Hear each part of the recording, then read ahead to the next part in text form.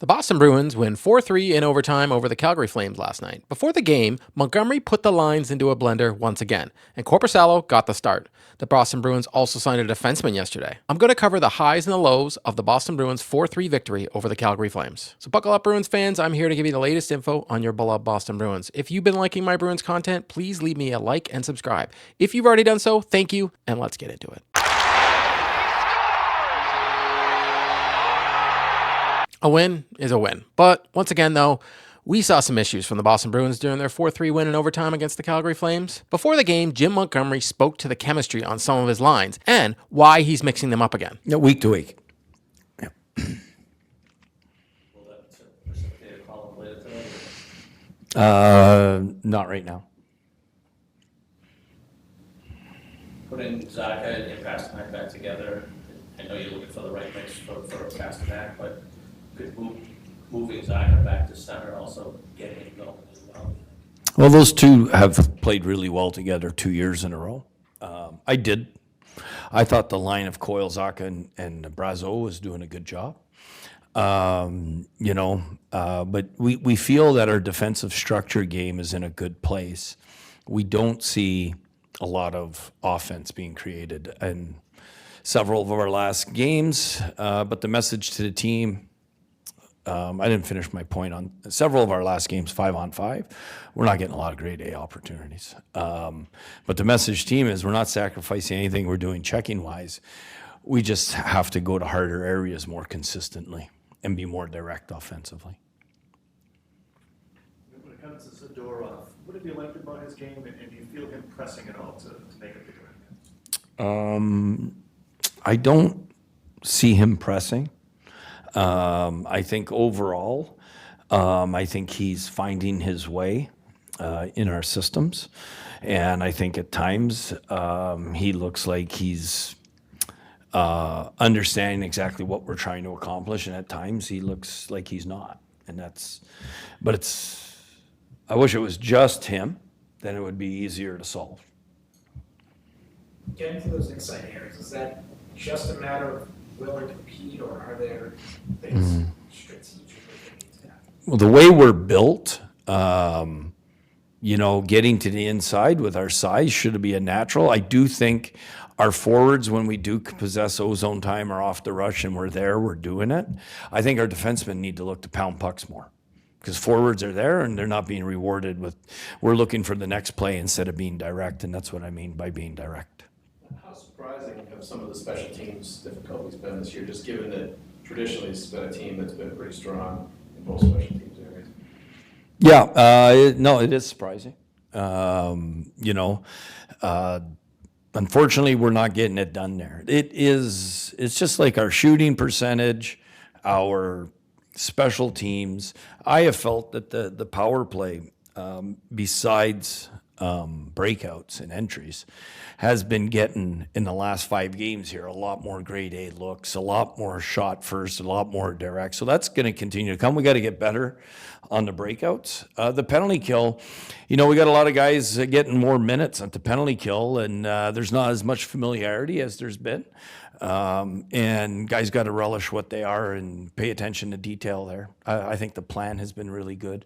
I think they execute. He also spoke to the obvious struggles we have all seen from Nikita Zadorov. I tend to agree with Montgomery that Zacha and Pastrank need to stay together, and Pastrank has more chemistry with him down the middle. I will get into it more, but I felt like David Pastrank had the game I thought he would against the Toronto Maple Leafs. He was truly, from my perspective, the best player on the ice last night. My only criticism was he was looking for passes over shooting, and it felt like he forced a pass to Johnson when he could have just picked the corner on Wolf. I can't believe I'm saying this, but Wolf is only 6 foot and a lot smaller compared to most goalies in the league, which leaves more open spaces. It was evident all night as Marchand hit 2 posts trying to go high glove because he can see some daylight. The line juggling at this point is something we should just get used to, and Marchand even mentioned it after the game. He did a great job pursuing the puck after the face-off. I think he kind of started jumping on the D, and he pounced on it. Did a great job winning that battle and putting it out front, and the rest is history. How badly do you want to redeem yourself when you take an early penalty? Yeah, you do for sure.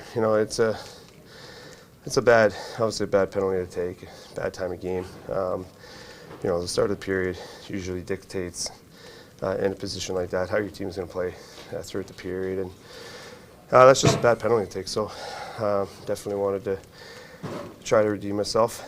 It doesn't make up for it, but it's good that we get the 2 points. You had a couple post, second, third efforts tonight. Did you want this one in particular and try to kind of set the tone for the rest of the guys? I think the biggest thing is for us right now, we just have to continue to play direct and put pucks to the net. Something we haven't, done great since the start of the year. Something we've talked about in here lately.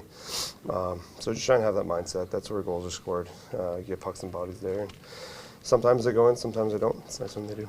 How would you describe the sense of urgency this team is playing with right now?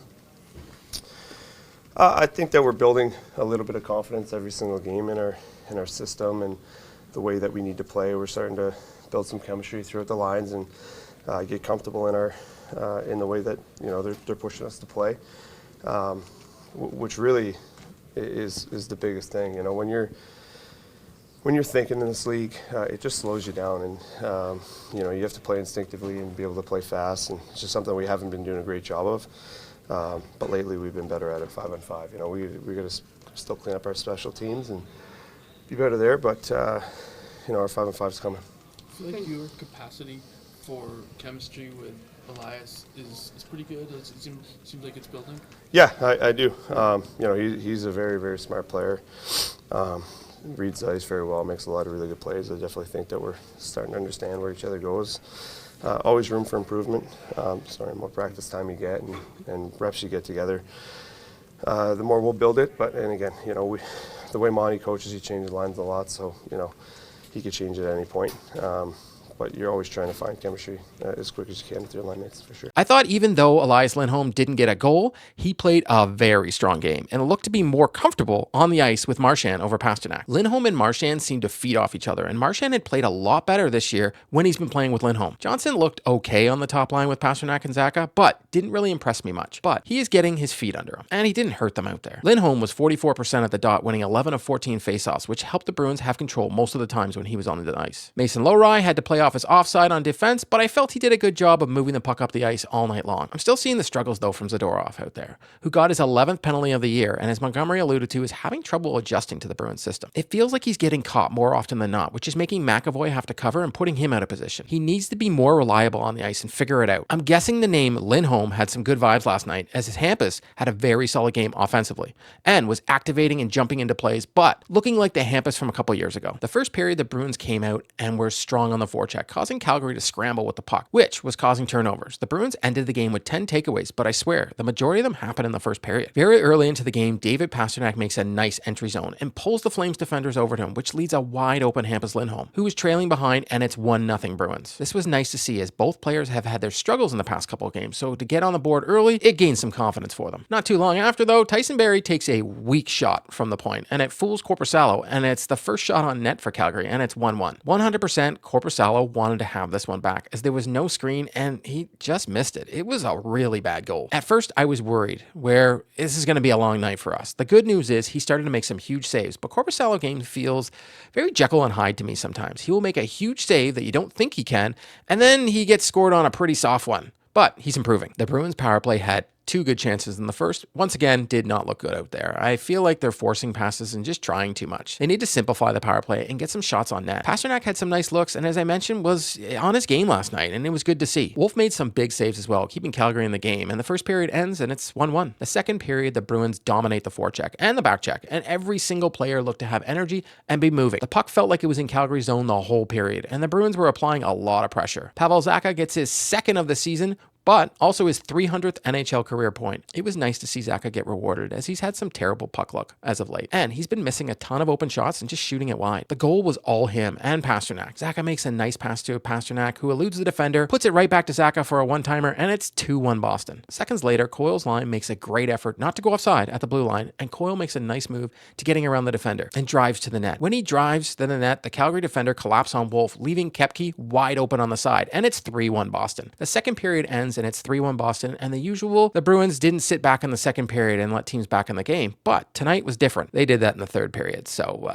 It didn't look like anything from a team from the first 2 periods. It looked to me like Calgary made adjustments in the third and had man behind the Bruins defenders, moving the puck up, which was stretching out the Bruins. Instead of doing anything about it, they continued their game and made no adjustments. Calgary came out flying and were all over the Bruins. Nazem Kadri was by far the leader of this push for Calgary, as the Bruins had no answer for him, and he could make a zone entry at will. Marchand takes a pointless penalty very early in the third, and Calgary is tied. And we have a tie hockey game 3-3. It looked like Kadri waited for Zadorov to make the move, and then knew Korpisalo wouldn't be able to see the puck. And it was a pretty nice move by Kadri. We go into overtime, and the Bruins are all over the Flames. But the Flames do have their chances. But you get the feeling that Lindholm was getting a goal. It was his line mate, the captain for the Boston Bruins, that takes a shot, drives to the net, and gets his rebound and scores the game winner. Marchand and Lindholm need to stay together. I feel as they looked amazing together last night. All in all, the Bruins won the game, so I can't be too hard on them. But once again, we didn't get a 60-minute effort, and they almost threw away the game in the third. Korpisalo made some timely saves, and Marchand, Lindholm, and along with Pastrank and Zacha drove the offense for the Bruins. Like they should. I'm not going to get ahead of myself, though, as we've seen this before, and they play a decent game and then have a stinker the next. If the Bruins played like they did against the Leafs the previous night, it would have been a bloodbath. Calgary would have destroyed them. I want to hear from you, though. Tell me what you thought of last night's win over the Calgary Flames. Earlier in the day, the Boston Bruins announced they'd signed Loke Johansson to a 3-year entry-level contract. The press release reads, Boston Bruins general manager Don Sweeney announced today,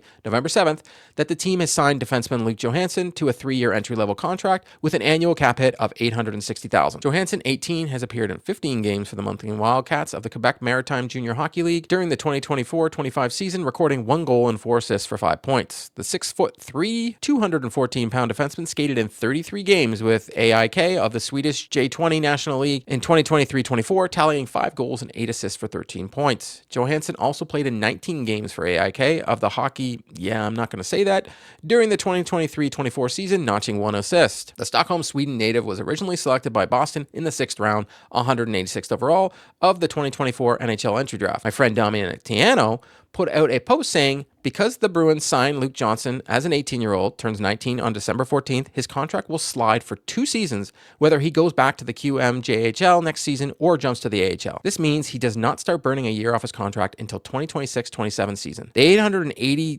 AAV is also reduced when it starts counting because of the signing bonus. I truly don't know about this kid, but I don't think we're going to see him anytime soon in the black and gold. If you know much about him, let me know in the comments. That's a wrap on today's video. To stay up to date on all the news surrounding the Boston Bruins, please subscribe and drop me a like. If news breaks surrounding the Boston Bruins, be sure to check out the channel. If you've already subscribed to the channel, thank you, and I'll see you next time.